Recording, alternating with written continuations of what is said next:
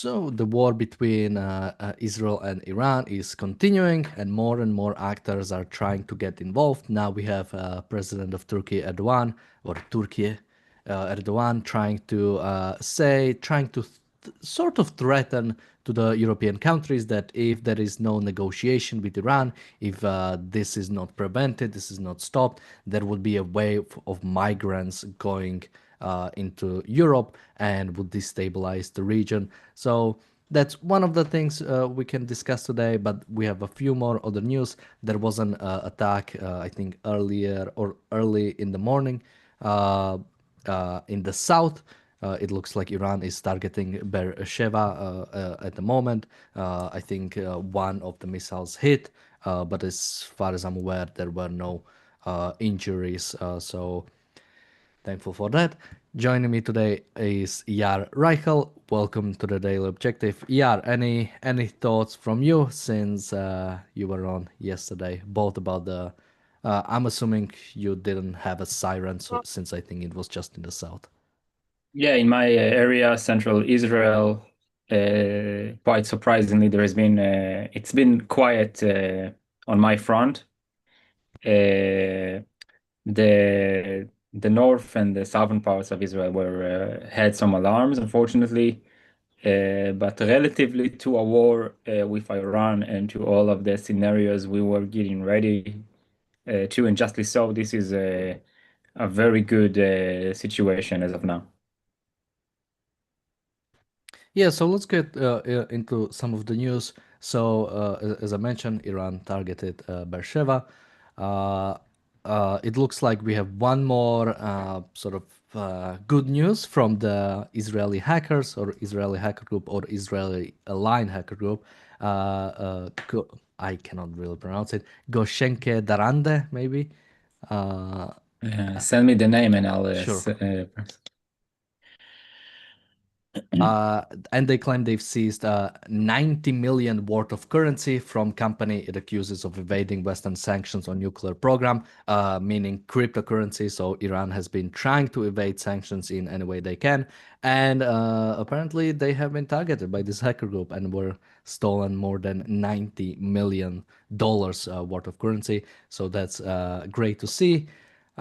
We have French President Emmanuel Macron jumping in again, talking about how we need to come to negotiating table, but he now sort of like tries to put it on Iran, saying that Iran needs to demonstrate its willingness to return to negotiating table, noting that the talks must also address its responsibility in financing its proxies in the Middle East. And we're doing that. We are holding them responsible for financing the proxies in the Middle East by taking them out. I think this is the best way to stop this kind of thing rather than trying to come up with any sort of negotiation or any sort of deal that would prevent Iran from doing so.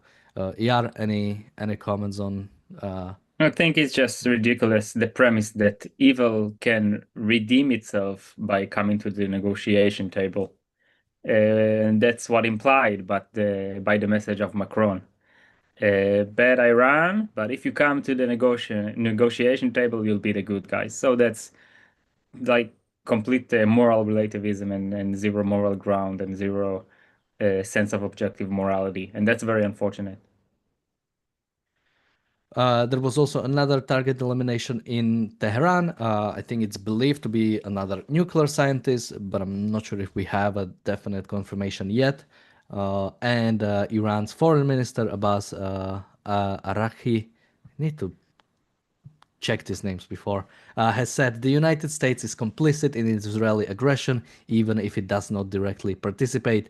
Iran will not enter into talks with any party as long as Israel's attacks continue. And I like that. Yeah, I'm good with that. Don't enter negotiation until Israel stops, and Israel shouldn't stop. And we can take out the Iranian regime. We can finally bring it to the end and have it. I'm good with that sort of messaging. Yeah, anything on? Oh, and also Bonnie in the chat is asking, does ERC regime change as a primary goal in Israel? We talked a little bit about this yesterday, but what do you think?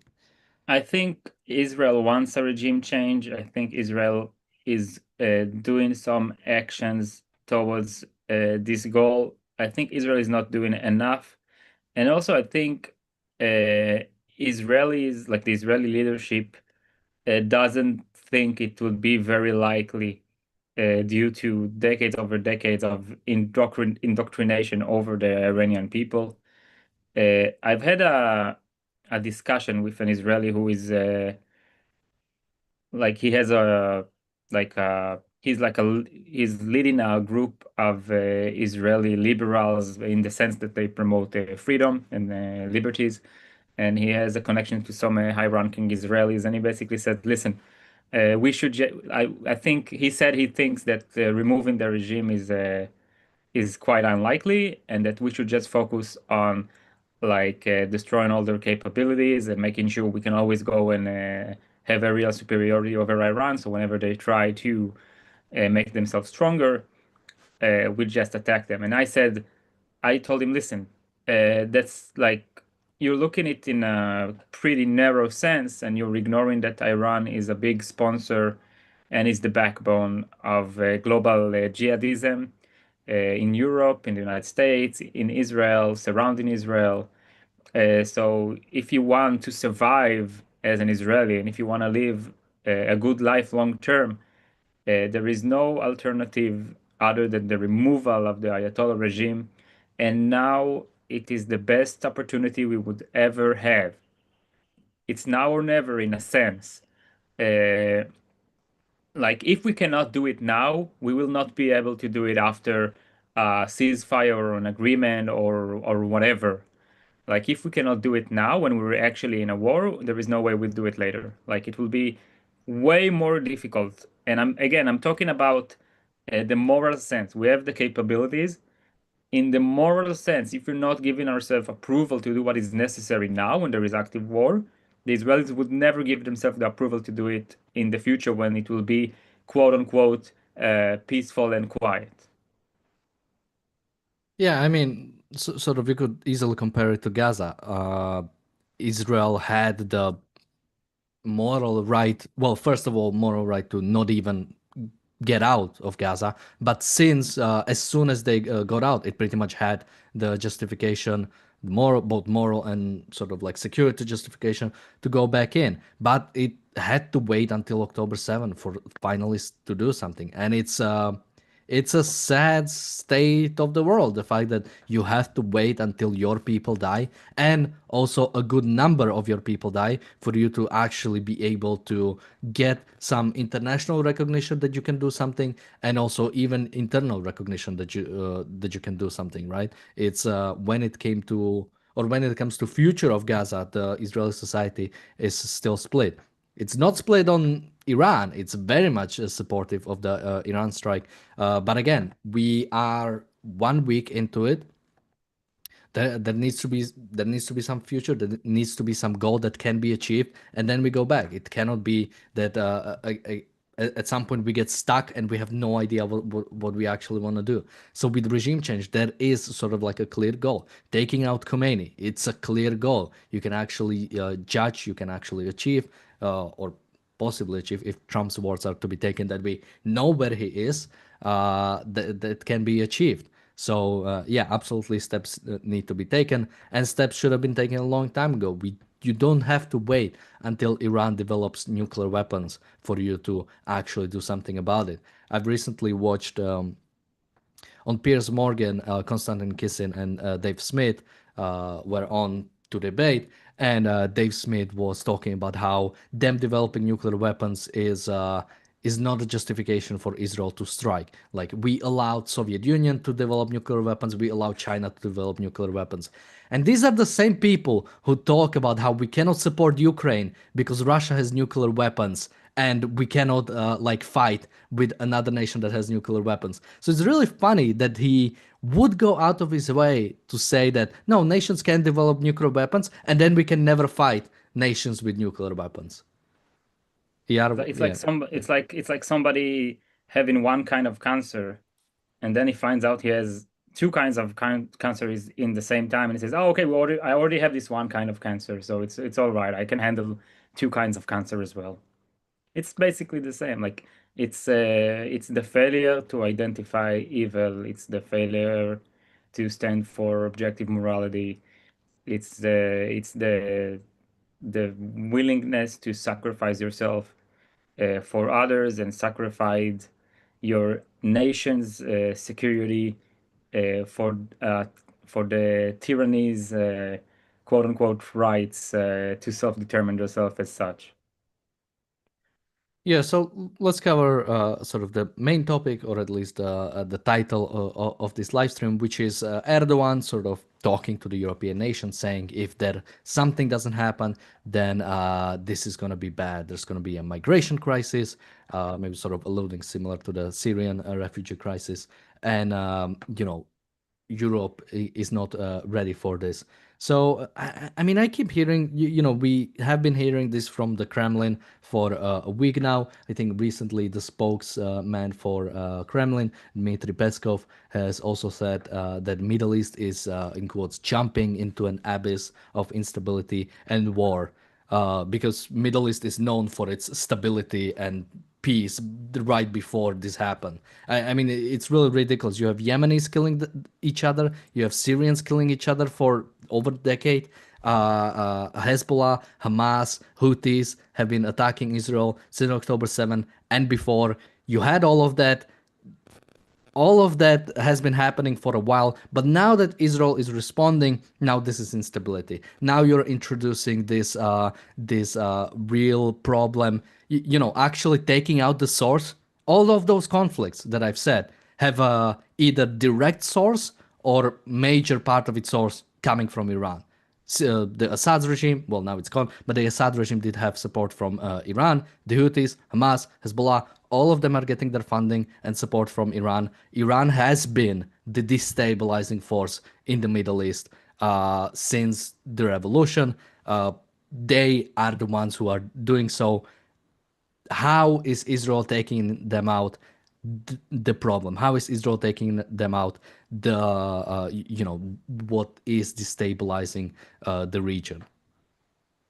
Well, so when you look at it, all of those dictatorships and tyrannies and semi-tyrannies, wannabe tyrannies like Erdogan's Turkey, basically what they do, they reject the morality of the West, which is a sick morality, but they embrace an even sicker kind of morality. So if the West holds the morality of, well, sort of the same morality, but two sides of the coin. So the West basically says, I'm an altruist and I will sacrifice myself. And the tyrannical regime says, I'm an altruist and you'd sacrifice yourself for me. So basically, Erdogan is playing on the West altruism view and this pacifism and all of those views we talked about that basically comes down to de-escalation and to this fear of quote unquote instability. So he's just basically playing to their theme and telling them what they want to hear to get what he wants. Now, Erdogan wants Turkey to go back to its former glory and become an empire, and he want to be the tyrannical ruler of the empire, and I think that's very dangerous because Turkey is a NATO member, and that's puts the entire Western world in a lot of trouble because NATO is a good alliance, and but it has some issues, and one of the issues that is that the members of NATO cannot rule out one of its member even if it's going wrong. And Turkey basically wants to take over Syria, and the plan basically de facto, if it will happen, they will basically have a border with Israel. And Turkey also has some Erdogan's Turkey also has some wishes regarding having power over Israel, and it might even go into, unfortunately, a military conflict. And that puts Israel in a grave problem because I don't think Israelis would dare to piss off a NATO member. So that's very bad for Israel. Now, think about the threat Erdogan is threatening the Europeans. He's saying there's going to be a crisis, and then there'll be another wave of refugees. Now, this comes to another illness of the West, and this illness is the welfare system. There is no problem with immigration and refugees as long as they don't hold an ideology to destroy you. And even when the case is a culture that somewhat holds this ideology, it wouldn't become anything if there would be no welfare. What pulls all of these people and quote unquote refugees into Europe is the welfare state. They know that they can't get there, they wouldn't work, they wouldn't be independent, they wouldn't do anything, they'll be completely dependent on the state, and they, in such a wicked state, wanna be this kind of a horrible, poor creature that has no independence, that gives up his own independence to be dependent on the welfare state. And then they just live on the welfare state. They have nothing to do. They're bored. They go to the mosque and they learn to hate the West and to destroy the West and to be violent against the West. And then we see all those terror cells, by the way, funded and supported by Iran and other Islamist nations and organizations. And then they go and kill Europeans. So, like, the best thing to do is to just, and this is an intellectual step, is to teach the world, and particularly the Europeans, but it also applies to the Americans and wherever, it also applies to Israel, that the welfare system is one of the worst things in the West, and primarily in essence is one of the biggest threats to the West, because Islamism and terror uh, cannot flourish in Europe without the welfare state, because those evil, unproductive, crazy people would just starve and they wouldn't come there in the first place. And this is just a fact of life. You have to work for yourself. You have to live on your own sake. You have to be independent and productive. There is nothing wrong with that.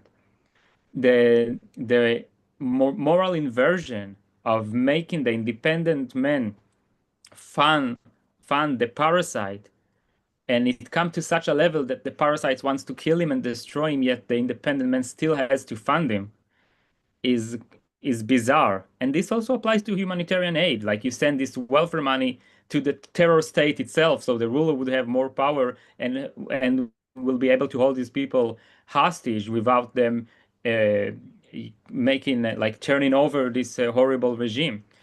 Uh, so, and by the way, Israel, there is welfare state in Israel as well. This is an illness of the whole West, and we see the same effects in Israel. And up to recent times, perhaps it's still going on. Even terrorists, convicted terrorists, and their families will still get welfare from Israel. And whenever Israel tried to rule out welfare for convicted terrorists, it was the court did not allow that, because the court in a very evil way says those terrorists has a right to get welfare. Those terrorists has a right to get money from me and from every other innocent Israeli working for his living. There is a very wicked and upside down morality all over this world, and this illness does not skip over Israel. And so basically, I was saying that because Erdogan can see the the refugee crisis. He may doesn't care about the source for it, which is welfare, but he sure plays on this crisis and threatens Europe with another wave of refugees. And the answer to that is not, okay, let's surrender to evil, let's not fight evil so there wouldn't be refugees coming to Europe. The answer is we should fight evil, and we should stop with the goddamn welfare system that destroys every good piece of soil on this earth. Yeah, and so you mentioned NATO, and yeah, the fact is that technically there is no mechanism to kick a nation out. Although I'm sure if they really wanted to, they could figure it out. Probably it would be a similar way of everybody simply agrees. Now, sort of like Turkey is like an interesting scenario because they have been in NATO for a long time. I think they joined very soon after World War II. Was it? I don't want to guess a year, but I'll check and I'll say if I was right. Um, but something that has been changing with Turkey, because also Turkey was I don't want to necessarily say sort of like a Western country, but sort of like Western aligned. Turkey and Israel were great allies, because if not allies, sort of like both trade partners and sort of, yeah, like really friendly countries with each other. And it was with Erdogan that Turkey has been slipping or pretty much moving away from both its NATO aligned sort of like NATO allies and going closer to Putin, going closer to other dictatorships. And yeah, absolutely. Turkey has pretty much no reason to be in NATO. I think it can drag NATO into some conflict that nobody should want. Turkey has been training Hamas people. We have been technically fighting, our proxies are fighting against Turkey or have been fighting in Syria, sort of like America supports one side and Turkey supports another side, and those two sides are fighting. So we have been kind of like fighting Turkey for a while now. So yeah, it absolutely has no reason to be there. Um, Something else I wanted to bring up. Uh, okay, so we should mention it. So Trump has mentioned again Iran and has said he will not make a decision for 2 weeks. I mean, there was different phrasing, but basically that he will decide what to do in the next 2 weeks. So again, sort of like dragging his feet. I wish he would just decide, even if he doesn't want to get involved. Basically, I can understand if America doesn't want to get involved. There is no popular support for it in America. I think absolutely it has a reason to get involved. It had it for a while, but if they do not want to, I could understand it. But I think Iranian, we've talked about this on WhatsApp. People can become members and join the WhatsApp groups. Uh, we have been talking about it there, that the fact that Iranian people, if they have access to the internet, if they are listening to international news, they are getting mixed messages.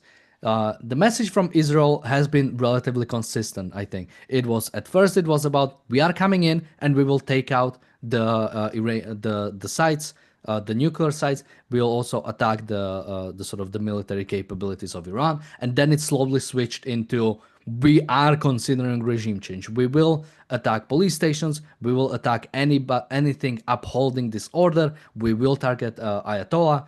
But when it comes to Trump, it's, there is a report about him canceling the assassinations of Ayatollah.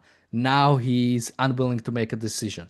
He keeps putting it off. So yeah, I mean, Ayar, what do you make of sort of Trump's statements, kind of actions, because some forces have been moving into the Middle East, but overall very undecisive, at least on the face of it, very undecisive conduct so far. Well, I can say I got used to it. And basically my way of doing it is just like when he tweets and when he writes, just don't take it at face value. Look at the actions. And the fact is that there are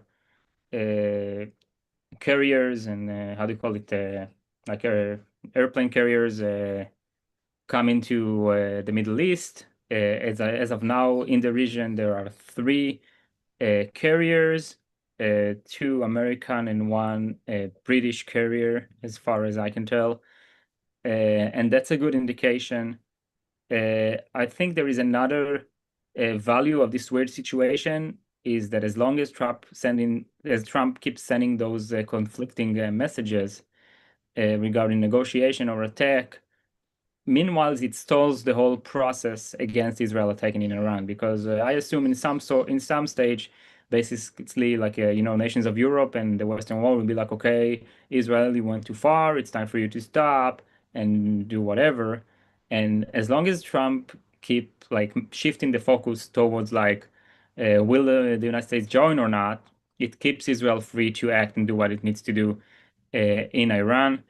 I think also Israel has a capability to attack the Fordo nuclear facility, which is the most secure one and the one we need the help of the United States. I think we can raid it, but I think it's unnecessary because raiding such place is very risky, especially since Iran know we want to raid it, and they have artillery aimed at this place, and they still have military capabilities. So it's not going to be an easy task. Uh, I also want to say that like I heard people saying the argument that like the US doesn't want to intervene because they are worried that China will see this as an opportunity to attack Taiwan. And I say, and I said it in the previous meeting, it's the exact opposite. This is America's opportunity to send a message to China that the United States of America stands with its allies, and it's in the United States' interest. So when you say America first, there is no contradiction with America first and America destroying is its enemies that want to destroy America in the West and America's allies. There is no problem with alliances. And by the way, I agree with the people that say that the NATO states should use their budget to fund NATO in the same sense that America does. But I'm also saying it's in America's interest to destroy evil around the world like Israel is doing. And currently, Israel is the spearhead of recognizing evil and destroying evil. But Israel is cornered. Israel was, in the past 2 years, Israel was extremely close to annihilation. And if in October 7th, when Sinwar jumped the gun, if Hezbollah and Iran would have joined at full force on October 7th, Israel could have been completely destroyed and annihilated, and the Israelis know that. So, in a sense, one of the reasons of the Israeli heroism is because they've experienced that they know that it was so close to being over, and you know when you're in at such situation, you can. It's not possible for you to hold wrong moral premises and do virtue signaling because you know you'd be dead. So that's like the essence of Israel leading the spearhead, being the spearhead in the West against Iran and against evil in general. And I think it's time for the other Western nations to understand that this is the proper way to act. You have to recognize evil and then you have to destroy it. There is no other way to survive in this world. This is the nature of men. This is the nature of this world, and people need to use their ability to choose between alternative and choose the right alternative. Because as of now, people around the world are choosing the wrong alternatives, and they're going to pay a price for that. And the price will be evil rising again and again and again, and killing more and more innocent people and people in the West. Um, so I call for the United States to show Israel and to show China that the United States of America is capable against evil, and that evil is impotent. And that's another thing China sees. China sees Russia struggling. They see Iran uh, basically demonstrating complete incompetence.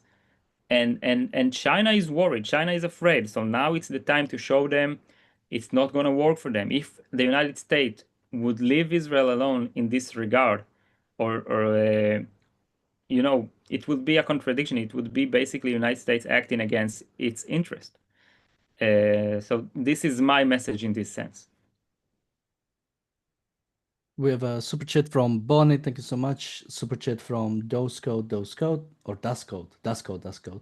He says, what percent of Trump supporters do you think align with this recent wave of anti-Israel rhetoric, and how much of it is rooted in genuine anti-interventionism versus just thinly veiled anti-Semitism? So I think the broader Republican movement is still pro-Israel. When it comes, I'd say the MAGA crowd is probably more anti-Israel than your average Republican. I think the Trump's sort of isolationism, the Trump's sort of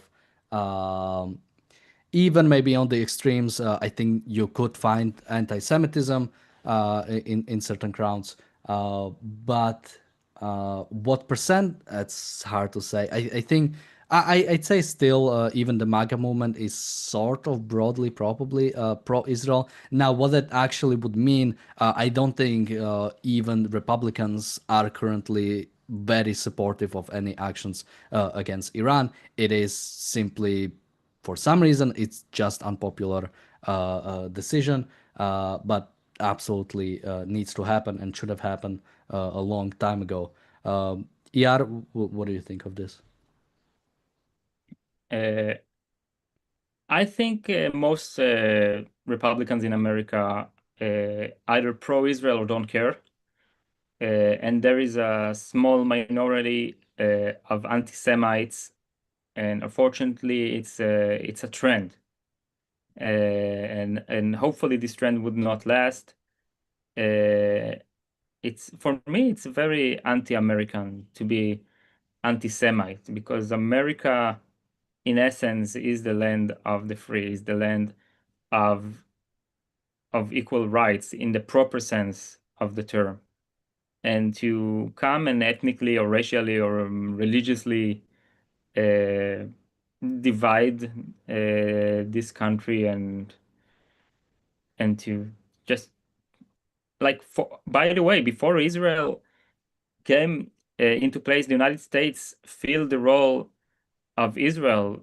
In a sense, it was the most Zionist state in a sense that Jews could immigrate to the United States and it would have been a safe haven to Jews up until the 1920s. Only in the 1920s, when the US closed its borders, I think that was the biggest boost to the Zionist movement in a sense because they had nowhere to go.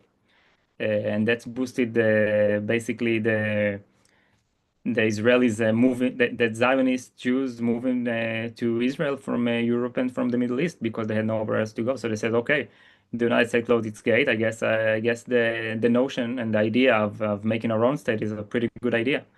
And now we see the rise of anti-Semitism in the United States, and I think in an unprecedented way. And those trends are horrible. And there is, I think, anti-Semitism is a very strong indication of evil. When you look throughout history, it's pretty consistent that evil hates the Jews, and those who hate the Jews are evil. So it's very sad to see this kind of trend rising in the United States. Somebody keeps yelling that I should take down the American flag. How do you not know this is maybe it's a Malaysian flag? Why would you assume it's an American flag? And I will not take it down either way. But oh, we have one more super chat from Dasco. Dasco, thank you so much. He says, "Let's say Trump were to launch a strike on Iran. How would he guarantee the safety of U.S. troops and bases across the Middle East? This is my biggest concern." I mean, I've read a report on this a few days ago that basically Iran has some of its missiles basically pointed at American bases, which I'm wondering if this is one of the reasons why the sort of attacks towards Israel have been falling. If Iran is trying to make sure they have some capabilities to strike at American bases as soon as America enters. Because I think Israel can take much more currently than America could. I think if America gets involved and they get one bad strike bad, I think that would completely kill any sort of support for this, and I think would very quickly push Trump towards any sort of a deal. So I do understand that sort of reasoning. I think it's a big problem of the fact that you simply do not have the support for this strike for American involvement in Iran, which again is something that absolutely has to happen, should have happened a long time ago, and the fact that there is no support for this is very disturbing. I think I view it strike on Iran or sort of Iran being an American enemy is in the exact same way as Russia and China are an American enemy. And the fact that there is, the support for Ukraine or potentially in the future, if the support for Taiwan will fall, I think it's very dangerous, again, for America, for the security and life of Americans themselves. So yeah, it's a sort of. I mean, you mentioned the sort of that China. Somebody said that China might attack Taiwan if America attacks Iran. I absolutely don't think so. I don't think China can attack Taiwan right now. I think we're still a few years away from that. When China tries to do so, I think they'll encounter their own Ukraine. The Taiwan will not be very like Taiwan is an island that has been getting ready for this for decades, as well as NATO and Western countries have been getting ready to figure out a way to support Taiwan if the invasion happens. So I think a show of force through Iran could be great, especially since Xi Jinping is getting older And I think his sort of view that he has to invade Taiwan has been it has been sort of like a I don't know what you call it, but sort of like a destiny of China to finally take back Taiwan. I'd like to Yeah, address this super chat as well. sure. So regarding the United States striking Iran, and this might lead to a strike against U.S. Troops and assets in the Middle East.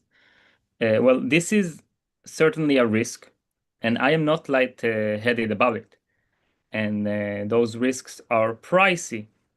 But when you look at those risks are not isolated. One is asked to ask himself, why am I taking this risk and what will I get out of it? And and when you weigh it into account, there is a lot on the line here. It's like, it's like when somebody has a tumor and then there is like a surgery with a pretty much high success rate. And he comes to his doctor and says, wait, what if it's fail? What if like the 20%, the surgery will fail and I'll be with severe damage? And then the doctor tells him, listen, if you do the surgery, you have 80% of, getting back to your old self and being healthy. And if you won't do the surgery, you have 100% of dying in the close term. Now, this is not the state of America, but it is illustrate that taking down the Ayatollah regime is direct United States interest in a sense of Iran is launching direct terror attacks against the United States of America.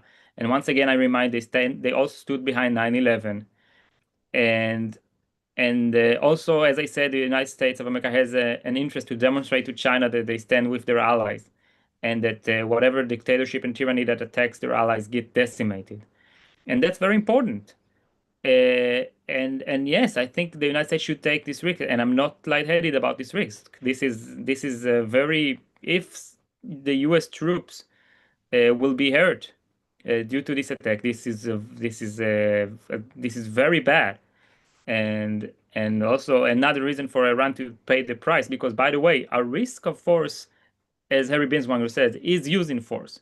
So Iran, by threatening the United States of America's troops, is in effect using force against America, and only for that the United States should attack Iran. Who do they think they are threatening the United States of America? Do you accept that? Do you give this moral sanction? The Iranian regime threatening to kill U.S. troops? How could Americans allow that? They should take down this threat. And I would recommend you to watch Peikoff's interview quite soon after 9/11. And he on this interview he says the United States should take down Iran for those reasons I'm stating. And the answers he gets from the news anchor are basically pragmatism and argument by non-essentials. Basically, a bunch of pragmatist excuses trying to evade addressing the serious fundamental problem of Iran as a fundamental tyrannical Islamist regime trying to destroy the West. And this problem needs to be resolved ASAP, or this problem will take us out. Yeah, and people can look up that interview by putting Bill O'Reilly, Leonard Peikoff interview. You should be able to find. I think it was on Fox. With that, ER, any last thoughts before we part our ways? And where can people find you? I'm Eyal Reichel. I'm an associate of the Ayn Rand Center Israel. You can find more information about Ayn Rand Center Israel in aynrand.org.il/about. Feel free to read about us and donate. And I'm also running a movement called Victory Now. We are working on a book that serves moral justification and moral foundation for Israel's victory and a plan for Israel victory. If you're interested in that, please visit us at www.victory.now. And we will be back with another episode of the Daily Objective today in about 5 hours, in a little bit less than 5 hours, which is 5:30 UK time, 12:30 p.m. Eastern. And also, I'd like to announce that since starting tomorrow, we will stop doing these lunch shows, these noon UK time shows, 7 a.m. Eastern time shows for the time being, unless something big happens. Basically, if Ayatollah gets taken out, we are coming back with the show, or basically we are coming on the air as soon as possible, but we will stop doing this as a regular thing. But we still have the other show at 5:30 p.m. UK time. Thank you, ER, for joining me today. Thank you, everybody, for watching, and bye bye.